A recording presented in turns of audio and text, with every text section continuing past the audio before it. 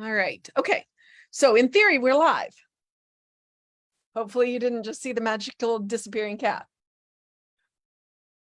So welcome to a soul session. We have taken a short break and we are back and we are super excited about tonight. Well, I'm super excited because we have joining us for this soul session, Rev.Rafe Ellis, who was a classmate of mine in ministerial school.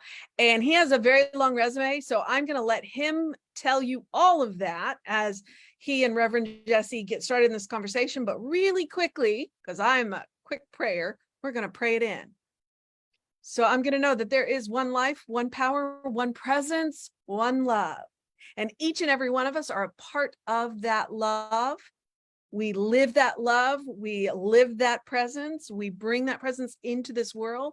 And so I am knowing that this soul session brings into light healing words, amazing stories, and getting to know our human family just a little bit better. And I know this with all of the gratitude in my being. I'm grateful for both of these reverends for agreeing to do this. I am grateful for this technology that makes this possible, and I am grateful for the opportunity to do this. And so I know that this is so, and so it is. So it is. Welcome, Rev.Rafe Ellis. When we were, is it my turn to speak, Lisa? Yes. Oh, okay, good. I didn't want to step on you. On Sunday, when we were announcing this again to our congregation on camera, a murmur arose among the people, and a question made its way to the front. And the question was, where is Grass Valley? Grass Valley is in the Sierra Nevada foothills. It's in California. We're about 40 minutes from Lake Tahoe. Beautiful. Were you affected by the wildfires? We are affected by the wildfires. You are right now, currently? Well, we don't have one here locally at the moment. We had one a couple days ago that was local, but it is a constant. It's a constant. Okay. So, It's not a matter of if, it's a matter of when. All right. Well, we will certainly keep you and your community in prayer now and going forward. Sure. So as Lisa suggested, you had sent a wonderful long bio, and then you added more to it in the conversation we were having before we went live. Please hold forth and tell us about you. So I was thinking about that while we were in the process of going live. So first and foremost, I am an intentional, divine smile in the heart of creation, individualized as a very unique, one of a kind, never to be repeated human being. I am a out, open, female to male transgender person. I am married to a biracial woman. Her mother was British. Her father is African-American and Iroquois. I have had a tremendously diverse life. Addicted to heroin at the age of 7. IV heroin at the age of 9. And so I went from being a criminal to being a social worker to being a deputy, a firefighter, an EMT. I've umpired semi-professionally. I've done lots of different things. I've worked in convenience stores. I've worked construction. I've delivered newspapers.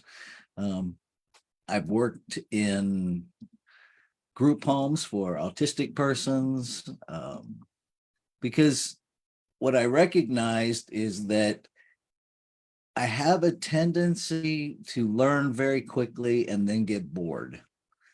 And so I've often held multiple jobs. that cycle ended when I became a minister, because there is no time for boredom in ministry. It simply does not exist.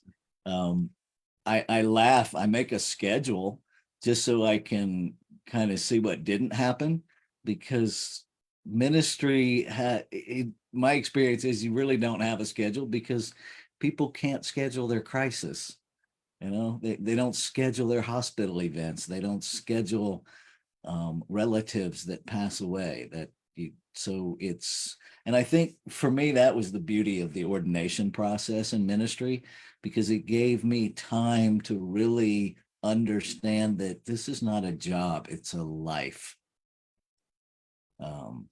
And so everything I'm a lifelong social justice activist, and have been from a spiritual perspective pretty much my whole life. I just, where I was raised is just as diverse as my experience here on planet Earth. Clearly, I was born to white parents, but I was not actively raised by them. There was most of my childhood, there was the county jail, a whorehouse, our house, and the rest of the hood. And I was quite literally raised by the Black women, Black mothers in where I lived. When we called it the hood. So if that offends anybody, please understand that's just what we called it. So, and I am forever grateful for that experience, because I learned to live life from a perspective different than my culture would have raised me. I didn't really get what it meant to be white until I went to college. I got my bachelor's degree at Warren Wilson College. I have a double major in social work and psych with a minor in philosophy. And going, from the hood to Swananoa Valley, right outside of Asheville, North Carolina, was quite the culture shock. Yeah. Is Warren Wilson an HBCU? No, No.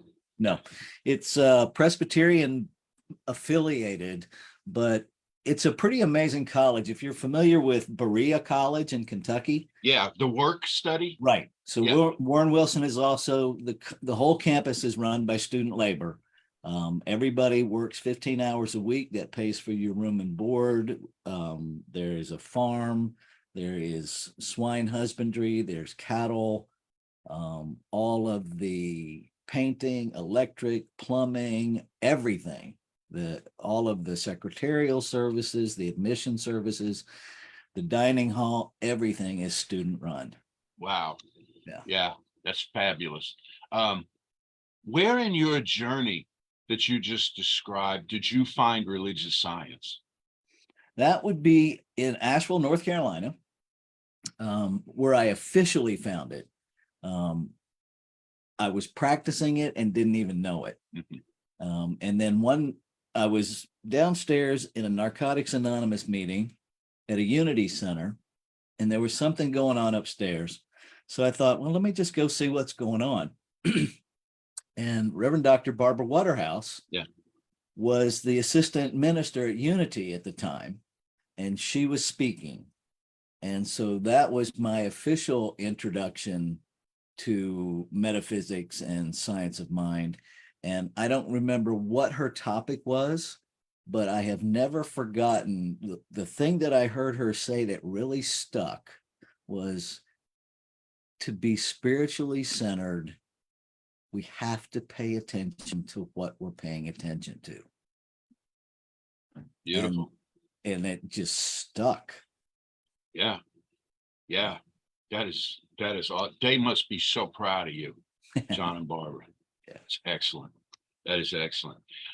Well, the question that I had formulated based on the bio that you sent, let's start with this.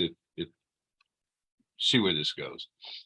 Some years ago, I wrote a profile of some people who were involved in law enforcement or related fields, who were metaphysicians, from the standpoint of how do you do this work and maintain the outlook of peace and harmony and goodwill. One of them was a woman ATF agent who was in an advanced position at Waco, a field agent. Another was the deputy chief medical examiner for Galveston County, who said, whether living or dead, I see people on their worst day. Mhm. And I asked them to tell me where they went for their faith, where they went for their light. And I'd like to ask you the same thing from the standpoint of your time, particularly as a deputy sheriff and working in law enforcement and working with people having terrible problems in their lives and seemingly enmeshed as you were as a child, seemingly enmeshed in a system that has no way out. Where did you go for your light? Well, first of all, I don't ever see any that no way out part. Yeah. I refuse that. There is always a way. Always. We don't always see it, but that doesn't mean it isn't there. And that was oftentimes the conversations that I would have. I have always been a relational human being. And so, obviously there were moments where the immediate event did not lend itself to anything relationship wise, because if there's an immediate threat, that has to be quelled. If I'm making an emergency medical run as an EMT, well, the first thing we got to do is keep you alive. Then we can have a conversation. If something's burning, we got to put it out. Then we can have conversations with the people that were impacted by it. And I never forgot that these are people that are just making bad choices. I was blessed. My nanny, who was my maternal grandmother, was very much in the mix raising me. And she was one of the original members of Al-Anon. And, anybody associated with 12-step recovery has heard, the term a black belt Al-Anon. My nanny was a ninja. She was an absolute ninja. And, I was a difficult child to raise, but she raised me. Every time she had to address one of my many, many inappropriate behaviors, she always started it with, I love you. I hate this or and she would be very specific about the behavior. And then she would bookend it with, I love you. Now, I didn't have any idea what she was teaching me at the time, but later in my adult life, I got it, that she was systemically teaching me that I am not my behavior. I am lovable. My behavior, not so much. And so she gave me that gift that continues to function in every element of my life, because I was raised understanding that people are not their behavior. Hate the behavior, love the person. And so even in those darkest moments where people's behavior horribly misrepresents the truth of their being, I can deal with your behavior and still treat you respectfully. And for me, that's the core of my spirituality, is to never stop seeing people as people.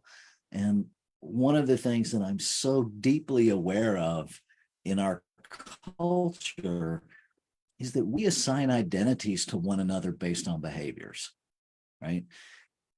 If somebody steals something, what's accurate is that's a person that chose to steal something. That's accurate, but that's not what we say. What we say is you are a thief. We assign an entire identity based on sometimes one behavior, one choice. And then we lock ourselves in to that perspective, and we lock that person in with us, and we don't allow them to change, at least not in our perspective. Uh-huh. Um, So this is for our own protection. Do you think we do this? If I assign you the label of thief, then, then my alarms go off to lock down my no, goods. I don't think it's that conscious. I Uh-huh. think generational conditioning. I think it is our deepest hidden thoughts operating. I think it is automated. It has been going on for so long. I think the majority of us walking around as human beings have zero awareness that we even do it, much less why. Yeah. Yeah. Um, And that would be the thing that you and I are working to heal in the world by Yeah. becoming like Barbara Waterhouse said, notice, I'm paraphrasing, notice the thing you're noticing. Where are Yeah. you giving your attention? I was talking about this on Sunday about we buy things in the world. We buy concepts without knowing that we're buying them. We're trading in our power for a certain worldview. And we've got to be conscious of that. And it's not so much to choose something different all the time as it is just to be aware that we're choosing and from what motivations. So that's fascinating. Yeah. Yeah. So to look for the good and praise it, or separate the act from the actor, as Holmes said. Yeah, exactly. Is the trick. Yeah. Yeah. And this you were able to do, so it didn't consume you in those, or the EMT work where you're seeing injury and so on. And now working in the ministry, when you were ordained, it became a thing. Lisa didn't realize, she didn't know what was coming. She watched one beforehand, before her own ordination, and she didn't realize that when they put that stole on you, it does signify, actually, I'm speaking out of turn because she did realize it with every ounce of her being, but it signifies a lifetime commitment to a certain path. Yes. What about this ministry has so engaged you that this is what you'll do from here on in? I had a UPS guy ask me one time, he said, what exactly does being a minister mean? And what came out completely unfiltered is I get paid to love people when they're the most unlovable. And for me, it really is, the depth of my own experience. It's going to be hard for me to connect with somebody that I can't relate to, because I have such a broad, sometimes I look at my life and it's like, this is a really bad B movie. And yet, once I got, let me backtrack. Being raised Pentecostal holiness, Mm-hmm. I was taught that everything in my life disqualified me from ministry. And then as I began to reframe and understand and develop my own personal I-thou relationship with whatever this mystery is, I began to understand that it infinitely qualified me. And so, it has been my life. Even I'm pretty sure I came out of the womb a minister.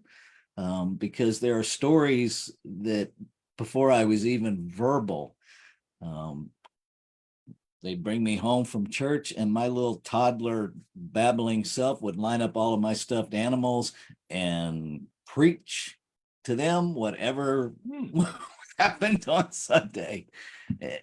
So it's just been in me, and I love people.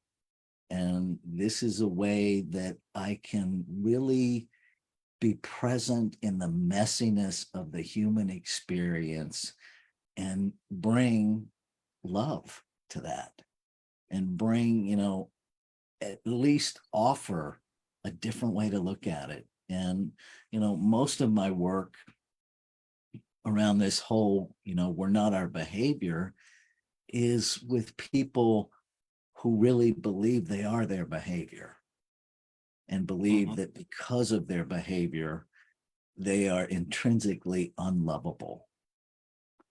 And, to be a part of that process of healing, to help people walk that journey of self-forgiveness and self-acceptance all the way to really loving who they are, not what they've done, but who they are, is, if I got paid for doing that, nobody could pay me enough. Because it's an amazing thing. And, every time I get to do that, I am expanded and I am grown. And I want to do it more every time. Yeah. You're a beautiful individual. You know that? I actually do know that. Yeah, you do know that. There was a time I didn't, but I can let that in and really feel that. And that's because I've done my own work. Yeah. You certainly have. You certainly have. Yeah. In an online class, it's about 2/3 of the way through, there are students who are getting ready to go into the new Prac 1. I forget what it's called, the new name for it, but it's starting right at the end of this class from around the country. And so I asked them, the ones that are going into that, I said, do you feel like you really understand what a practitioner is? And they do, and then we went into a conversation about what the dirty little secret that practitioners have that they share mainly with each other is that we do this for ourselves first. That every time somebody asks you to treat, you get to stop what you're doing and treat. You get to stop what you're doing and think about love and think about harmony and think about abundance and so on. And that's really the thing that keeps you coming back, that every time is to go into that feeling whereby you assist somebody else. Well, and the flip side of that is you get to face all the things that you think aren't yours. Yeah. we didn't talk about that. Yeah, because if there's only one of us here, everything that somebody brings, doesn't it belong to all of us? Yeah. And that level of ownership, I just find incredibly profound. I go back to Dr. Hugh Lin and the whole Ho'oponopono, where, the evidence is pretty strong. You heal a whole prison full of people and never meet any of them. Yeah. By owning everything he read as his own, and because, we live in a world that supports duality. You're in Texas, I'm in California, right? It sure looks like we're separate. And yet we're not. No, we're not. I think that's the key to good inclusion work. Yeah. Because if we get that, we can't participate in the polarization. Yeah, thank you for that, because I had somebody recently go there, to, like, Texas and California. We're not just geographically separate, we must be ideologically separate. Because California represents a certain standpoint and Texas represents another, except if you've been to Texas and you've met Texans and you've met the people, just the four of us that have been on the screen tonight who represent a much wider circle. Yeah. You see, we're all on the same page. And I love to point out to folks, California is a body of land. It doesn't have a perspective. Exactly. It has land mass. Yeah. Yeah. The people living in California have perspectives, and they're constantly changing, just like the people are. Mhm. Because, one of the things that I understand it on some level, and I keep experiencing it little by little, is, in the truth of oneness, what heals one place heals every place. And so the minute your perspective changes about something, so does mine, whether I'm aware of it or not. It's the awareness. It's, because we're all sharing one mind. Yeah, exactly. Right. So it has to all be available. What am I choosing to be aware of? Did you ever read Rupert Sheldrake? No. Back in the 80s, he was a biologist who wrote about morphogenetic fields among species, and the basic contention was that if you take a species and you introduce new workable healthy information at any point within that species, it immediately communicates itself to all members of that species, not necessarily as immediate behavior, but as a tendency toward uniting and interlacing our roots to be stronger in the wind and that kind of thing. So this is what we're working on in a teaching. But let me be a little contentious for a moment and ask this. When we talk about inclusion and well, not really, but we'll see. Inclusion and diversity, as that is discussed in CSL, and particularly when it first began being discussed in those terms within CSL, there was pushback about we're all one. Don't go there. Don't signify a particular subgroup of people for recognition because we're all one. I had a problem with that. I'm sure you did too. Let's talk a little about it. It's a misuse of our teaching. I mean, go to page 270. Ernest Holmes very clearly defines the difference between right and wrong. Very clearly defines a litmus test for what is right and what is wrong. Does it bring more joy, more peace, and more happiness to myself, and at the same time harm no one? See, it's easy to master spiritual bypass. Doesn't it? In fact, my experience is it takes the slightest bit of effort to close my mind, close my heart, close my eyes, close my ears, and only open my mouth to say we're all one. That's spiritual bypass. If we really understand oneness, I believe, then everybody I see is me. And so if someone is being marginalized, so am I. If someone is being, racially oppressed, I'm in that mix somewhere. If, people are being impacted by homophobia or transphobia or economic issues, there is no place in oneness for me to separate myself from that being my responsibility. And that's what I have watched metaphysicians do behind oneness, is use oneness as an escape hatch to somewhere that I'm unfamiliar with, because there is no other place to go. And our collective consciousness, just like my individual use of consciousness, shows up in my life.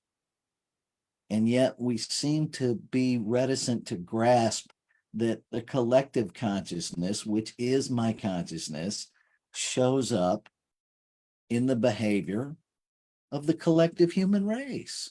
That doesn't make it not mine. It might make it really uncomfortable to look at. It might make it really uncomfortable to own, because we're not very good, it seems, at admitting we don't know. That that, I don't know what to do. Right. And that place of powerlessness. And then we get into, the pushback of, enough with your thoughts and prayers. They're not fixing anything. And if they're not, then it's probably because we're not sincere in our thoughts and prayers, because if we are, the evidence will show up in manifestation, and we slip into dogma just like any other faith tradition. Only my experience, and if the science of among police are looking for me, I'm right here at home.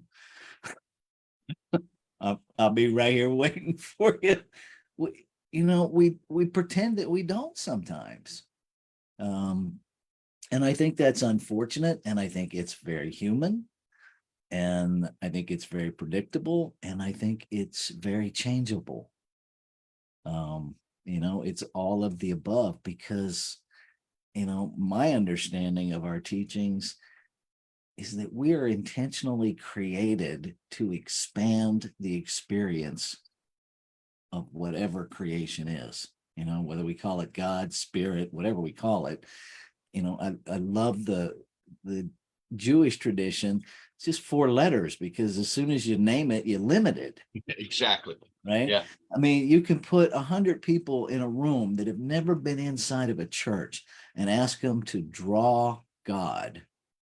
And I think the most recent studies of that is like 96% will draw an elderly white guy who lives in the clouds, who've never been in a church.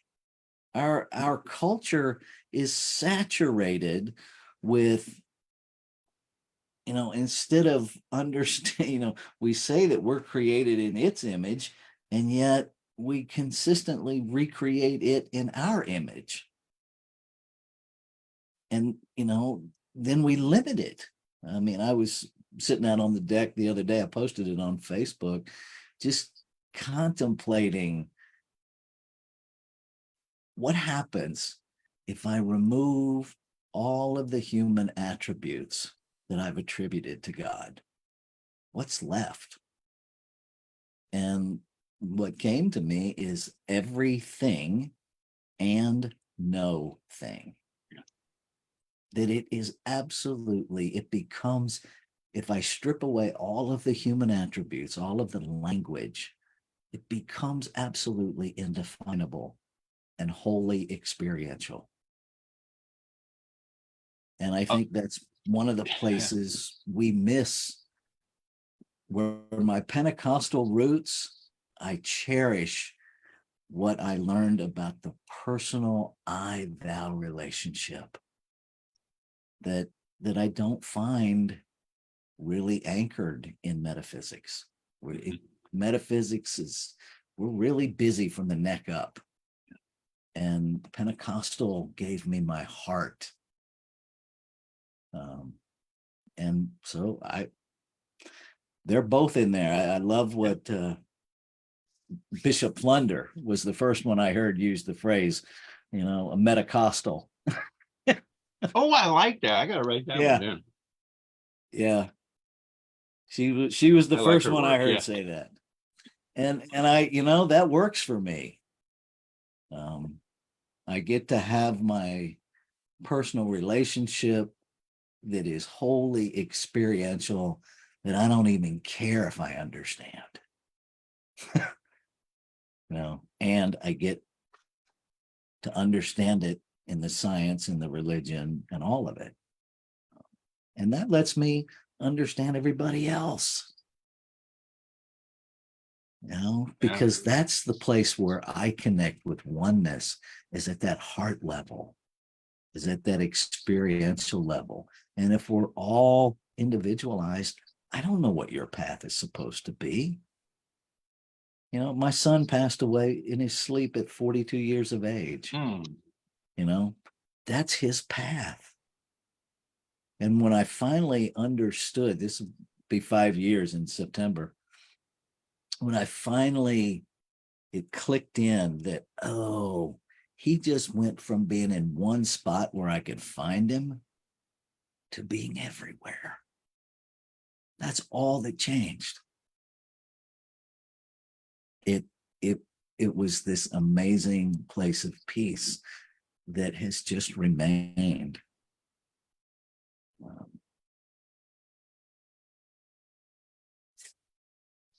Hmm. Yeah.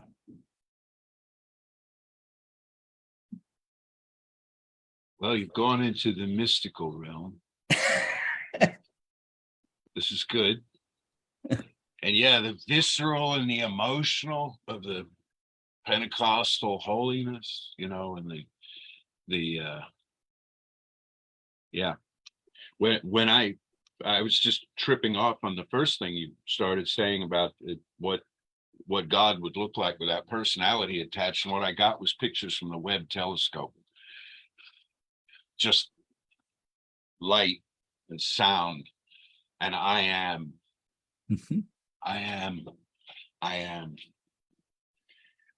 on okay, so on the matter of the head and the heart. Mhm. Again, as I was reading your bio,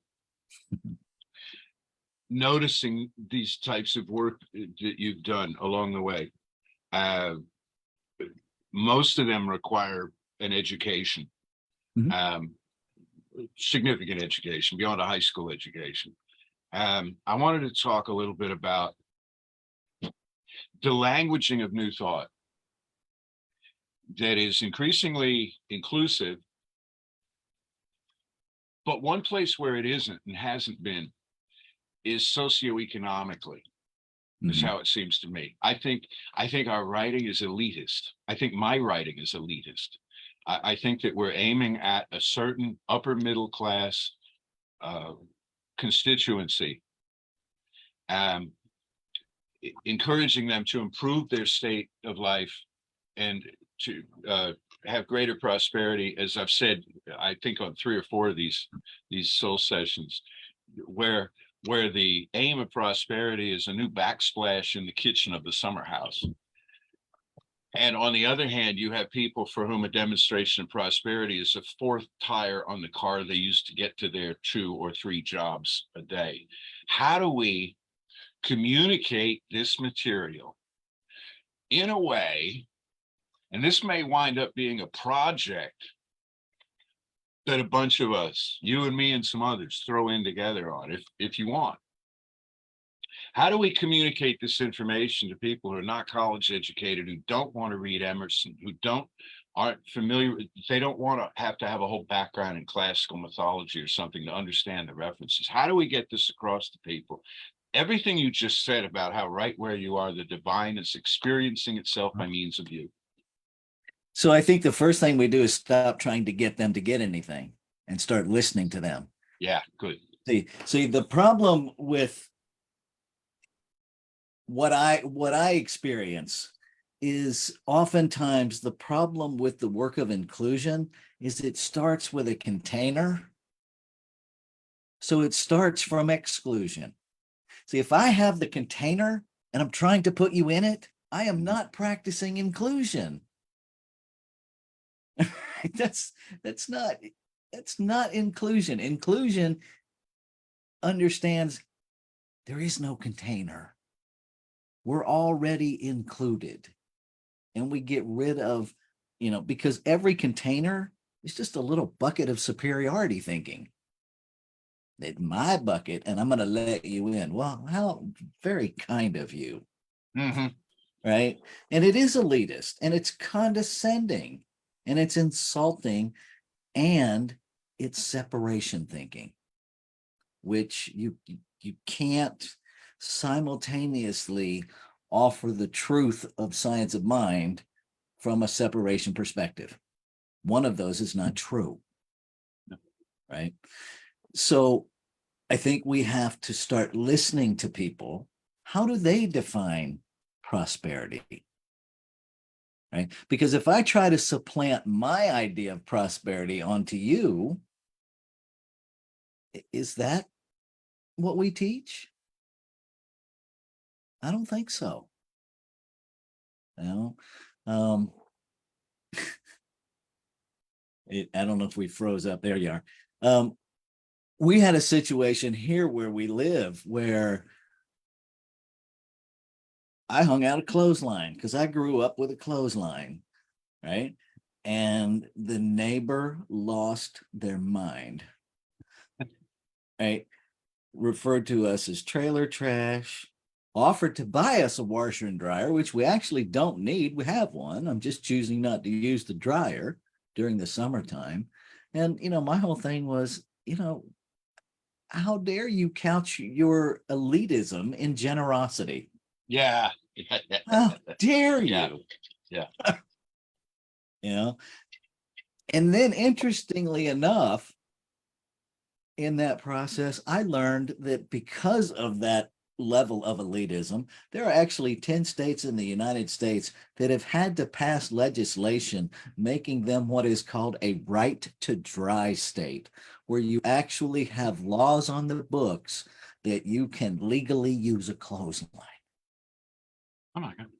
Now, that's indicative of a much deeper issue, but we're not impacted by that in Science of Mind.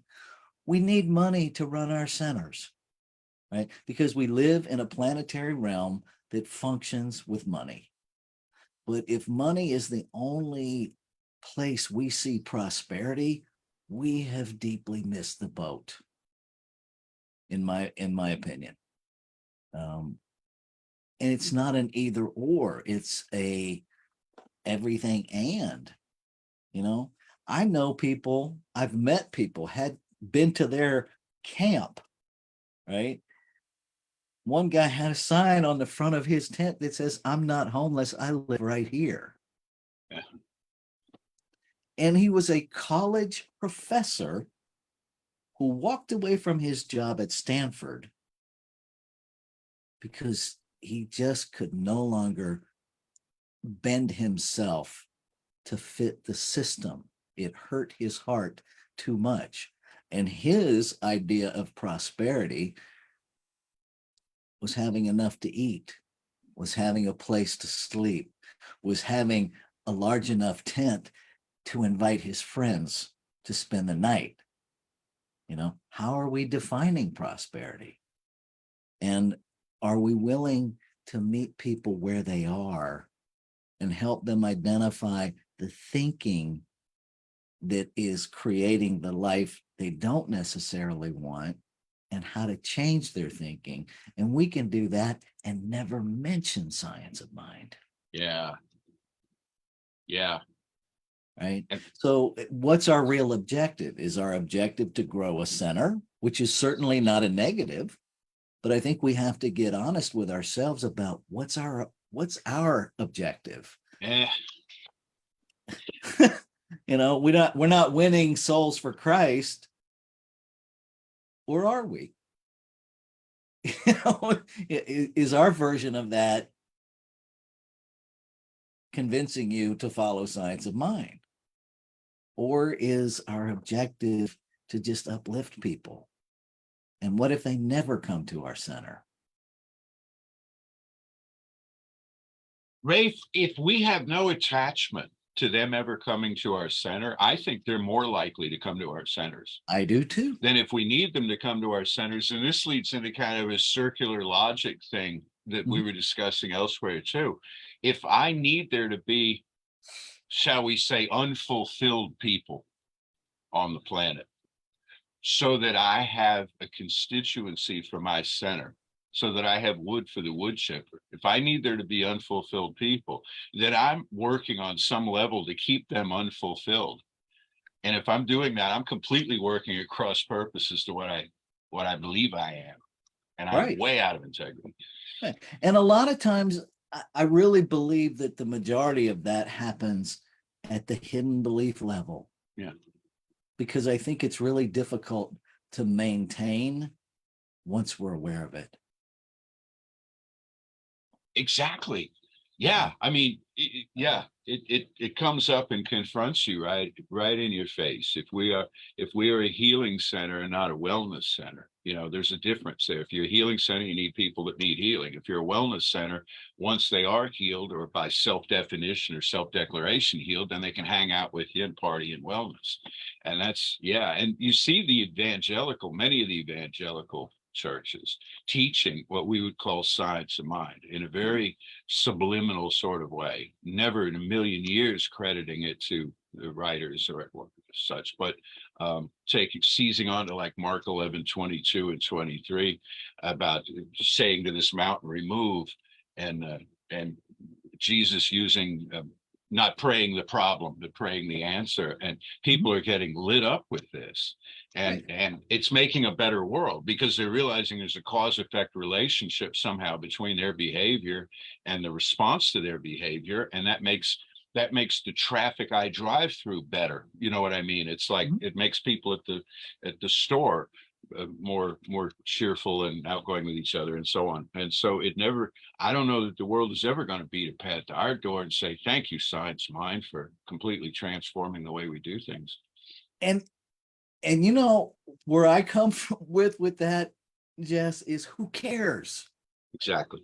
Who cares? Because if we really understand oneness, we understand we don't own nothing. We don't own anything.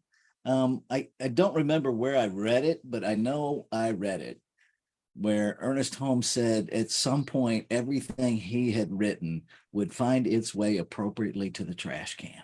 Yeah. Mm-hmm. Right? I recall that. Yeah. Yeah. I mean, our founder got it. Yeah. That this is not the end all be all. This is a process, because if we are creation in form and creation is always evolving and expanding, well, maybe we should get on board and evolve and expand with it as it. Maybe, kind of, sort of, might be a good idea in some planetary realm, sort of. Yeah.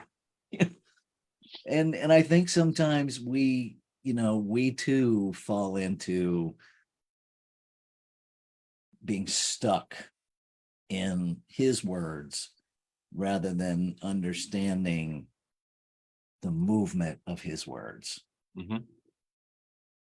And his own resistance to codifying it so that it gets limited.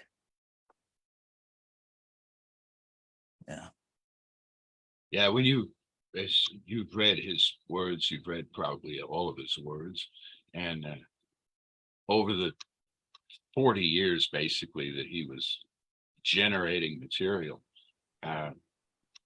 he changed, especially when you see the later stuff that's transcriptions of talks. It's not heavily edited for Dodd Mead. He changed, and when Hazel passed, he changed big time. And when the split prior to that in 54, he changed, and he lost a lot of momentum. And of course, it begs the question: should this have ever spun off as its own thing, or should this have remained an augmentation like he had it in the theaters? And that first generation of people that lost their minds over hearing him, Addington and Bitzer and Elizabeth Carrot Cook, when they lost their minds and they said, let me take it to San Diego, or let me take it to Orange County. And they were still speaking to a room full of people who were not asked to affiliate with anything or disaffiliate from anything. Would this have been more useful staying in that form than in the form that it came into, where it did sort of crystallize? I don't think the form is the problem. I think, it's our unwillingness to let the form be flexible, to let the form grow and change. And that's, that I say that like it's really easy for it to happen. It's not. It's simple, but it's not easy, because we have this thing called a brain that really likes predictability, right? The brain operates like a hard drive in a computer. It has past information that it pulls up to deal with the current situation. There's no newness in my brain. None. That comes from spirituality. That comes from imagination. That comes from that I thou conversation. And so what if we had a both and? You know, what if we allowed ourselves to have the organization and allow the organization to grow as consciousness expands? But we fall back into the same thing of this is how it's always been. So this is how it needs to be. Personally, I don't use the word should anymore, because somewhere in a Sunday talk, the term shouldapedia came up in a talk. And it's like, you know, that's my brain. It's just a volume of, it's volumes of shouldapedia that when something happens, I search through which volume of shouldapedia has the information to address this. And that tells me what I should do. And all I'm doing is replicating the past. And so I look at my spiritual practice as a constant book burning of shoulda-pedias. Mm-hmm. Mm-hmm. And it can make you really popular or it can make you really unpopular depending on who you're with. Yeah. I forget where I saw the phrase. It may even have been Ernest, but we are, as human beings, we tend to argue for our limitations because we're comfortable in them. I think that's Emerson. Argue for your Is that limitations Emerson? and they're yours. Yeah. I think that's Emerson. Yes. Yeah. That's right. Yeah. And it's so easy to see once I'm willing to see it. It's like, Deborah, my wife and I, Deborah, every once in a while, we'll just look at each other and go, I heard myself. Just, I know I'm arguing for my limitation. Thank you for the look. I heard myself. Yeah. Because she's a licensed practitioner. So we live science of mind Mm-hmm. in our home. Mm-hmm. And we're constantly challenging ourselves and one another. Because how else do we grow? Stagnation, I think stagnation is our biggest problem. And doubling back to the whole prosperity thing, well, stagnation creates poverty, lack of flow. So if prosperity in any way is interpreted as holding on to wealth, I am not practicing prosperity. Yeah. And I'm part of the problem. Yeah. And it goes to dust in your hands. Yeah. Yeah. And it doesn't mean money's bad or wrong. Somebody recently asked me if I loved money, and my response was, well, I don't love it any more than I love the earth I walk on, because it's all God. Mm-hmm. It's just a different form of energy.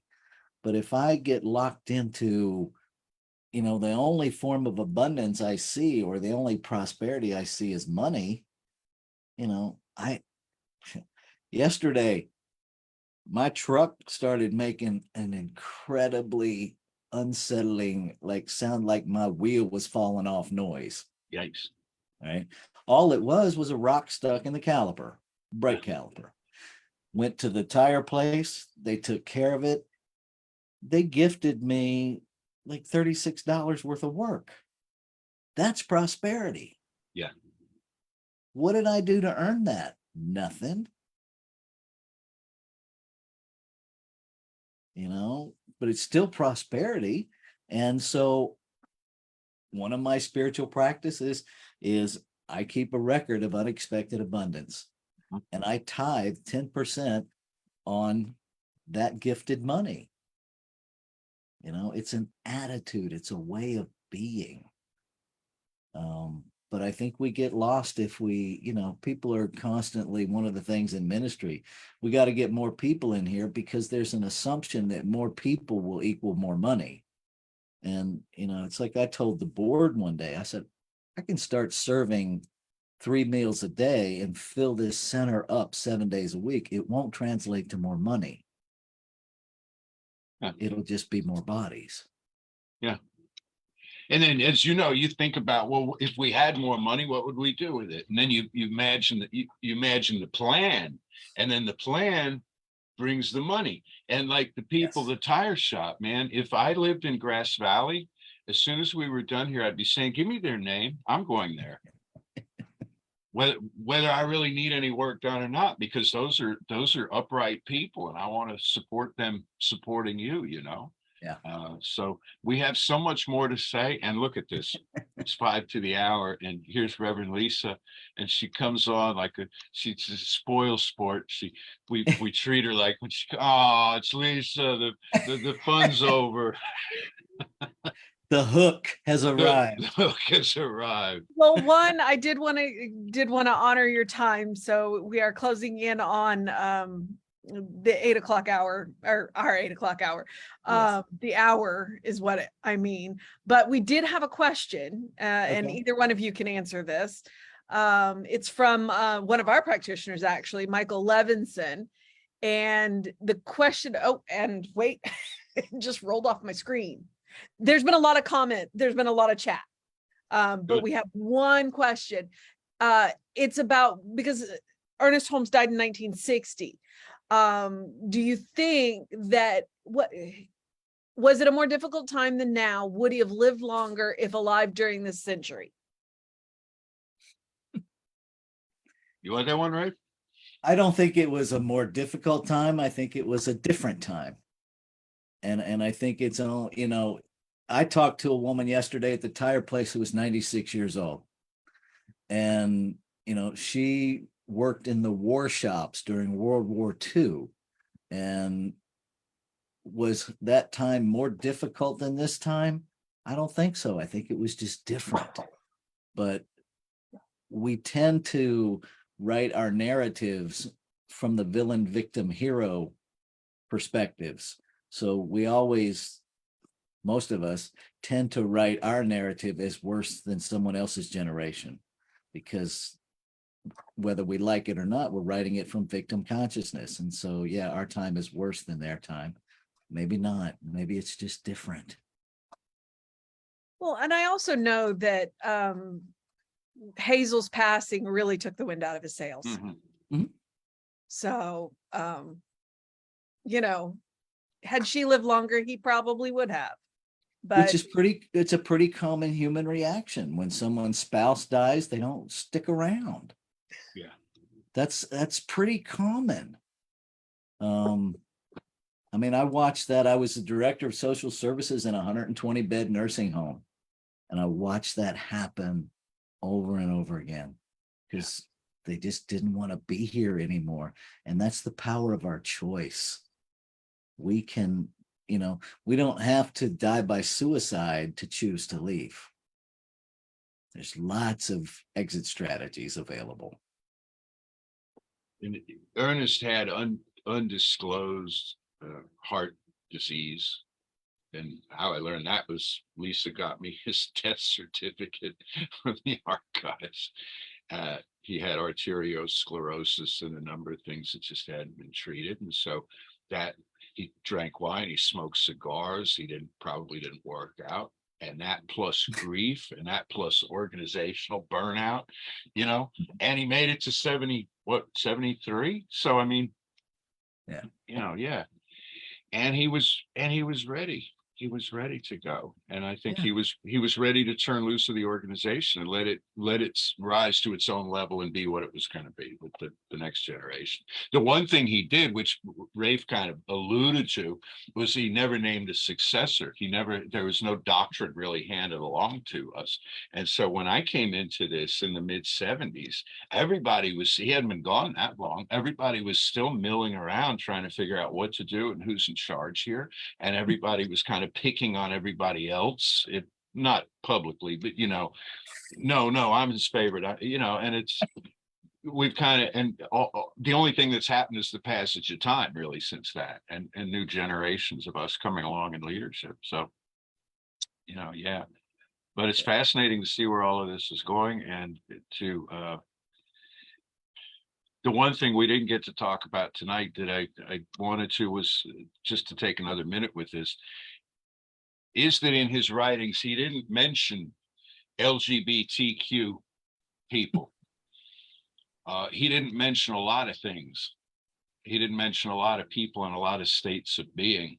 Mhm. And we're inferring and we're extrapolating on his ideas of oneness in a world where more and more people are becoming non-labeled, more just generally expressive and not in little containers and stuff. And that is beautiful, because had he, it's like if he'd made a list of here are the people who are acceptable, and he hadn't thought to put somebody on it because it just hadn't crossed his field of vision, we'd have this list and we'd be debating this list endlessly. But instead, when he said the universe is one whole system and all of us are the experience of the divine, then we get to hear these stories, these wonderful stories from people. And that's what we're not shutting down anymore, is in the whole plastering it over with oneness, is I want to hear your individual story. And Rafe, your story has been riveting. Just the little snippets of it that we've gotten tonight, from your childhood up to today, to the magnificent man that you are and the magnificent ministry that you have. So Thank you, sir. I thank you so much for being with us tonight. And Reverend Lisa, thank you for moderating, and Danielle and David behind the screen there. And thank you, everybody, for being here and all the chat. And I have no idea what you said, but thank you. We're going immediately to Facebook ourselves to see, did you like us? Do you want to be our friend? That's right. That's a whole different conversation, Jess. That's a whole different conversation. No, actually, I would say if you are not friends with Rafe on Facebook, look him up, because his stories are phenomenal. They Because sure I are. saw the story about the Irene? 96-year-old. Yeah, I saw that. I love that. So, please, I may just get you a whole bunch, or I may get you one extra fan. I don't know. But if you gentlemen are complete, then I will cut this live stream. As needs must be, yes.